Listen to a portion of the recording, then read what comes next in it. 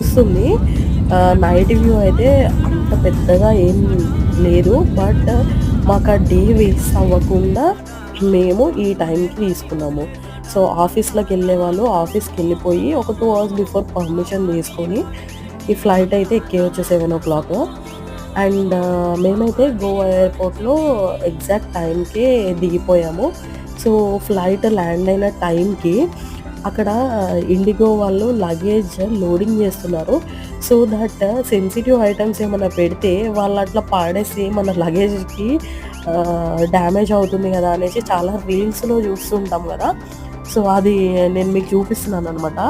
ఏమన్నా sensitive items ఉంటే మాత్రం జాగ్రత్తగా ప్యాక్ చేసుకోండి.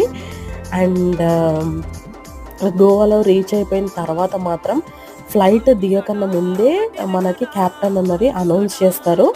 మనకి ఏ బెల్ట్ పైన మనకి మన లగేజ్ అన్నది